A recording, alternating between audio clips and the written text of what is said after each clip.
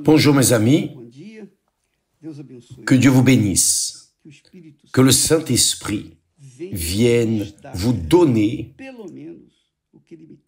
au minimum ce qu'il m'a donné, que Dieu vous concède au minimum ce qu'il m'a concédé, que sa grâce qui est sur moi vienne sur vous au nom du Seigneur Jésus-Christ.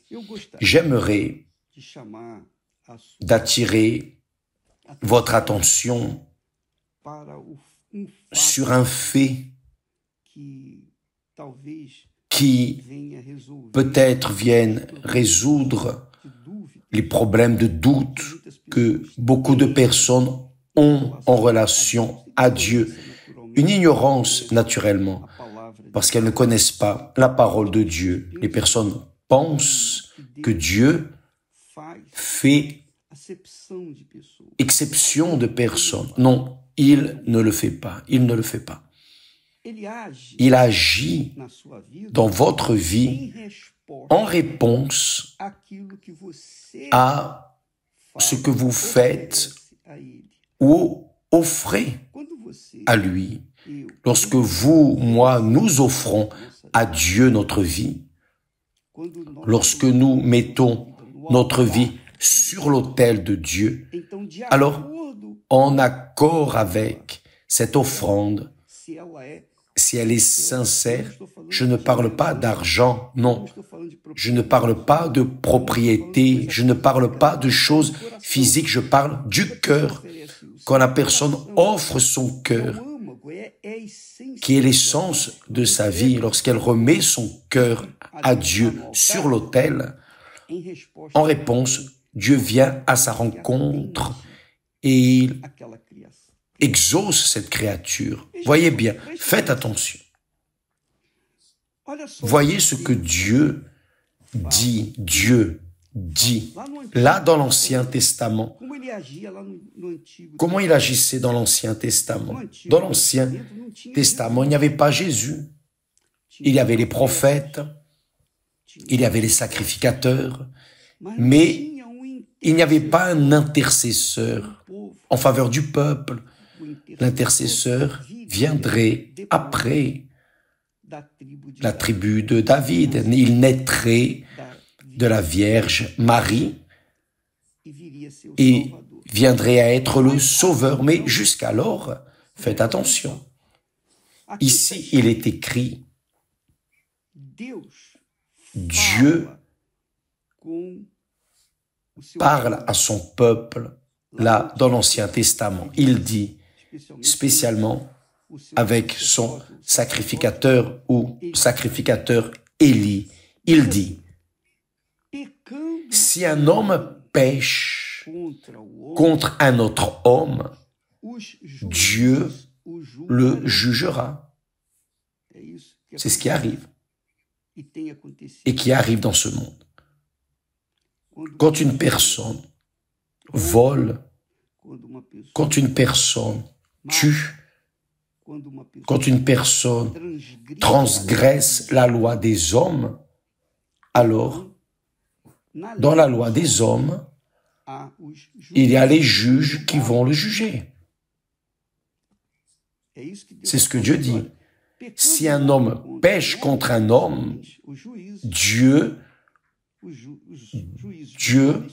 le jugera. Mais s'il pêche contre l'Éternel, qui intercédera pour lui? Si un homme pêche contre un autre homme, si un homme pêche contre l'Éternel, qui intercédera pour lui? Quand un homme pêche contre un autre homme, Dieu le jugera. Mais s'il pêche contre l'Éternel, qui intercédera pour lui? Comprenez-vous? Bien sûr que vous avez dû comprendre. Bien sûr, c'est facile à comprendre. Mais ce n'est pas seulement ça. Par exemple, nous avons dit hier, nous nous avons parlé sur le choix de David. Dieu a dit, j'ai trouvé David, homme selon mon cœur. Homme selon mon cœur, qui accomplira toutes mes volontés. Dieu a choisi David parce que David avait un cœur désireux de faire la volonté de Dieu. Donc, Dieu l'a appelé. Donc, Dieu choisit les personnes qui ont un cœur ainsi, qui désirent faire sa volonté. Même si cette personne est pécheresse, Dieu veut que sa volonté soit faite ici sur terre. Alors, il choisit cette personne qui, même étant pécheresse, vient à être choisie par lui pour faire sa volonté. Bien sûr que pour qu'elle puisse faire sa volonté, la personne doit naître de nouveau, elle doit être juste, vivre en accord avec sa volonté, elle doit être une personne qui ne tend que vers ce qui est juste, bon, véritable, honnête, ce qui est pur, comprenez-vous? Donc, nous avons dit hier, nous avons parlé de la jeune femme qui était au lit avec l'homme, laissant son corps être utilisé par l'homme. Et elle disait, non, je ne veux pas cette vie. Elle était dans le péché, mais son cœur clamait en disant, je ne veux pas cela, je ne veux pas cela. Je fais cela parce que je n'ai pas une autre option. Je dois manger, je dois donner à manger à mes enfants. Donc, mes amis, Dieu, alors, choisit cette personne. Donc, voyez le critère que Dieu utilise pour choisir ses futurs serviteurs. Avez-vous compris? Donc, il a dit, si un homme pêche contre un autre homme, Dieu le jugera. Si un homme pêche contre Dieu, qui intercédera pour lui? Qui jugera? À cette époque, il n'y avait pas Jésus. Aujourd'hui, nous avons le Seigneur Jésus. Là est le grand besoin pour les personnes de livrer leur vie à Jésus pour que Jésus soit leur intercesseur devant Dieu. Parce que aujourd'hui, les hommes, lorsqu'ils pêchent contre les hommes, lorsqu'ils se trompent, commettent des erreurs contre d'autres hommes, ils ont les juges pour juger la cause de chacun. Mais lorsque l'on pêche contre le Seigneur Dieu, qui va intercéder pour cette personne auprès de Dieu? C'est là contre le Seigneur et Sauveur, Jésus-Christ. Parce que lorsque la personne est en Jésus, lorsque la personne a sa vie affermie dans ses paroles, dans les paroles de Jésus, qu'elle marche en accord avec sa volonté, en accord avec sa volonté, alors, si elle pêche contre Dieu, Jésus est son intercesseur. N'est-ce pas merveilleux? Donc, par exemple, je vais parler de moi. Je sais que je ne suis pas parfait, je ne suis pas parfait, parce que je devrais l'être, mais je ne le suis pas.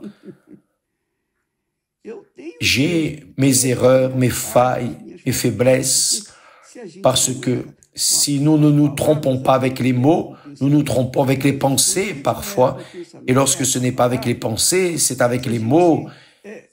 Enfin, nous sommes toujours en train de commettre une faille parce que nous ne sommes pas parfaits, mais parce que nous croyons dans le Seigneur Jésus, notre foi est dans le Seigneur Jésus comme Seigneur et Sauveur, alors Jésus intercède auprès du Père pour nous. Et lui, qui est notre avocat, pensez-vous qu'il va perdre une cause, notre cause, auprès du juge qui est son Père? et qui est notre Père aussi. Donc, c'est pour cela que Jésus est notre Sauveur. Parce qu'il intercède pour nous. Bien sûr que si la personne est une personne qui a de mauvaises intentions, si la personne a un penchant pour le mal, elle restera en dehors. Parce que notre Seigneur est compatissant, il est juste, il est parfait, mais il ne tolère pas l'erreur, le péché. Il ne tolère pas parce qu'il est juste. Donc, il sait par avance ce qu'il y a en chacun de nous. Si véritablement nous sommes en train de vivre en accord avec sa parole, si nous sommes en train de vivre en accord avec la foi dans sa parole, nous comportant en accord avec sa parole, obéissant à sa parole et faisant ce qu'il veut, qui est vivre dans la justice, vivre dans la vérité, il est évident qu'il nous défendra, Jésus nous défendra. Maintenant, Jésus enseigne à prier le Notre Père et à demander pardon. Pardonne nos offenses, comme nous pardonnons ceux qui nous ont offensés. C'est-à-dire, si je pardonne mes offenseurs, je serai également pardonné. Mais si je ne pardonne pas ceux qui m'ont offensé, alors je ne serai pas non plus pardonné. Donc c'est ainsi, donnant. De la manière dont nous agissons envers Dieu, il agit envers nous. Comprenez-vous, mes amis? Là est le critère de Dieu. Il nous donne en accord avec ce que nous lui offrons. Si c'est un cœur sincère, même s'il y a des erreurs, des failles, des péchés, la personne offre à Dieu toute son essence. Oh mon Dieu, je fais cela, mais je ne veux pas être ainsi. Je suis une personne caractérielle, mais je ne veux pas être ainsi. Donc Dieu vient et fait son œuvre de justification. Il justifie la personne, il pardonne. Mais si la personne a un penchant pour faire sa volonté ou la volonté du mal, alors il n'y a pas, à moins qu'elle ne se convertisse à Jésus, là où il intercédera pour elle, mais si elle ne se convertit pas, elle se perdra, elle mourra, et il n'y aura plus de salut. Donc, Dieu parle très clairement ici avec le prophète, ou plutôt avec le sacrificateur Élie. Il a dit,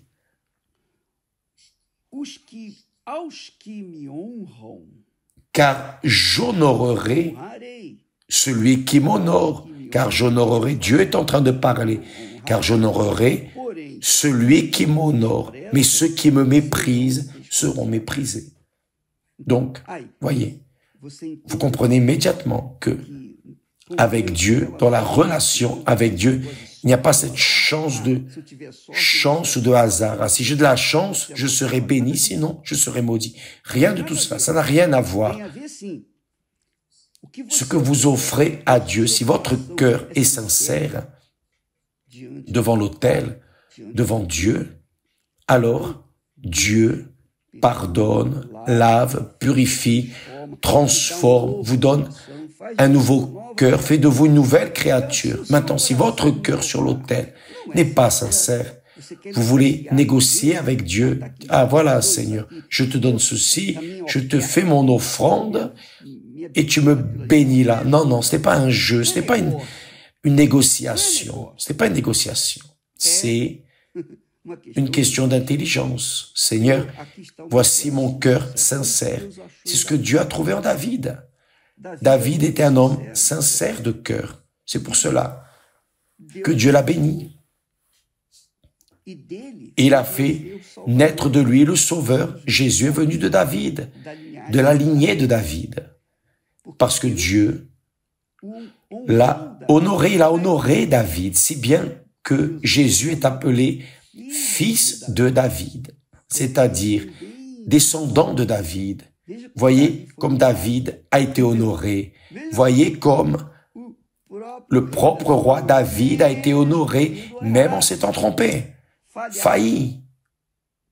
Mais il avait un cœur sincère et Dieu là lui a pardonné. Dieu a vu les circonstances dans lesquelles il est tombé, etc., etc. Donc, mes amis, Dieu vous regarde, vous qui nous assistez en ce moment, qui dites, ma vie est une tristesse, mon histoire jusqu'à présent est écrite avec des larmes. Je gémis, je souffre, je ne sais pas ce qu'est la vie, je ne sais pas pourquoi je suis venu au monde, je ne sais pas pourquoi je suis venu au monde. Parce que si c'était mon choix, je ne serais pas venu. Et oui, vous n'avez pas eu le droit de choisir, ni moi. Nous ne naissons pas par choix, nous naissons à cause de nos parents qui nous ont engendrés. Maintenant, lorsque nous arrivons à l'âge de la raison, lorsque nous sortons de l'âge de l'innocence et que nous entrons dans la maturité, lorsque nous comprenons ce qui est correct et erroné, et que nous pouvons choisir ce qui est correct ou erroné, et que nous décidons de choisir ce qui est correct, alors nous faisons notre propre choix, nous décidons. Donc si mon cœur penche vers le mal, et que je dis non, je ne veux pas cela, je sais que je suis ainsi caractériel, je suis une personne avec une manière d'être, mais je ne veux pas être ainsi. Donc Dieu vient, Jésus vient et sauve si vous l'acceptez comme Seigneur dans votre vie. Maintenant, si vous le rejetez, si vous mettez à la place de Jésus votre religion, qu'elle soit protestante, catholique, judaïque, musulmane, peu importe, vous n'aurez pas de sauveur, vous n'aurez pas un intercesseur auprès du Père en votre faveur. Comprenez-vous, mes chers amis? Donc, le critère de Dieu vient à la rencontre de la justice. C'est la justice. Il choisit en accord avec ce que la personne choisit pour sa vie. Il a dit, car j'honorerai celui qui m'honore. Mais ceux qui me méprisent seront méprisés. C'est écrit. C'est ainsi que ça fonctionne. Avec Dieu, la relation avec Dieu. Donc, ce n'est pas une question de chance ou de hasard. C'est une question, même pas de destin qui est tracé. Rien de tout cela. Tout ça, c'est du blablabla. C'est une question de sagesse, d'intelligence, de raisonnement, de décision.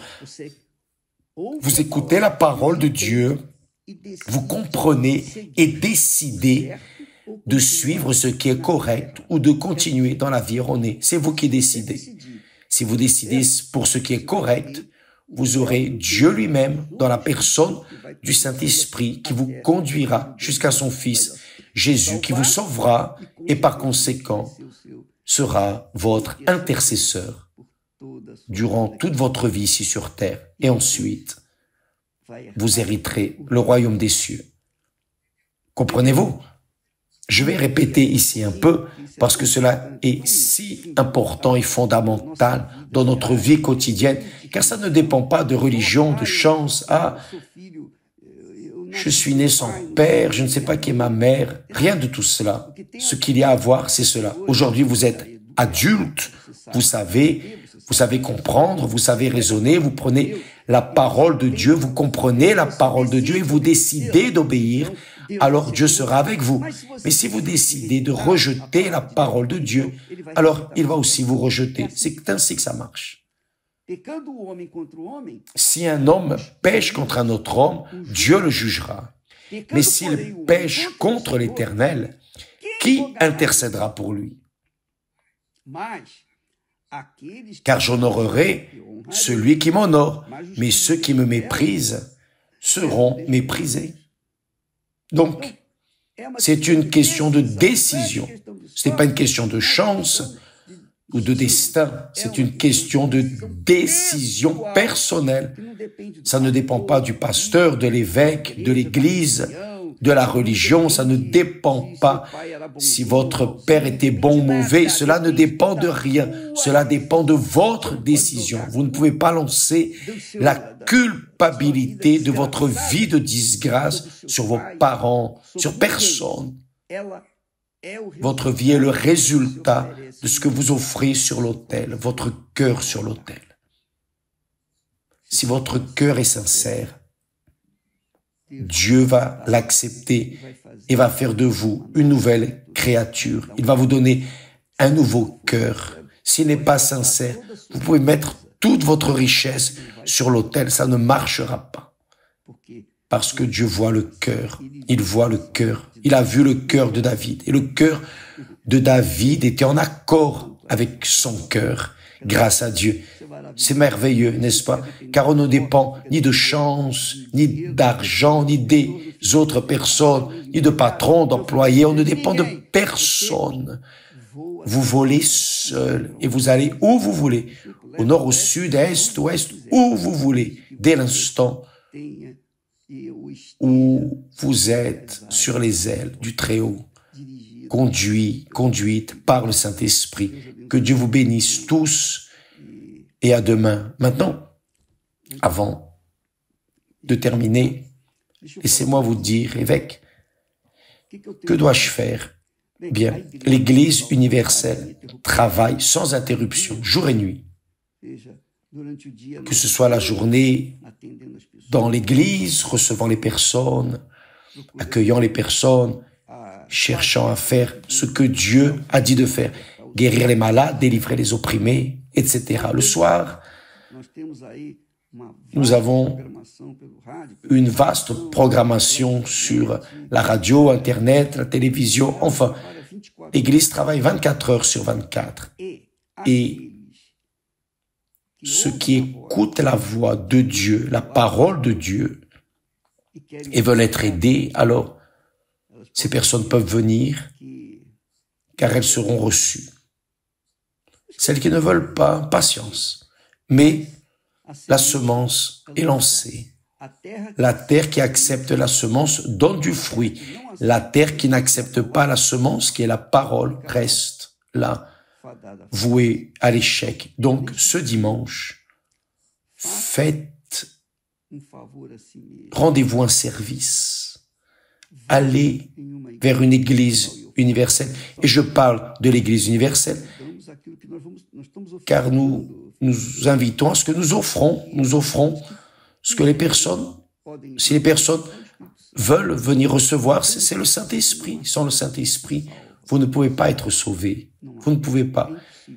Il n'est pas possible. Vous ne pouvez pas être heureux sans la direction du Saint-Esprit, l'Esprit de Dieu. Pour cela, Jésus l'a envoyé pour nous conduire dans toute la vérité, pour que nous venions à décider ce qui est correct, véritable, ce qui est éternel. Que Dieu vous bénisse et à demain au nom du Seigneur Jésus. Amen.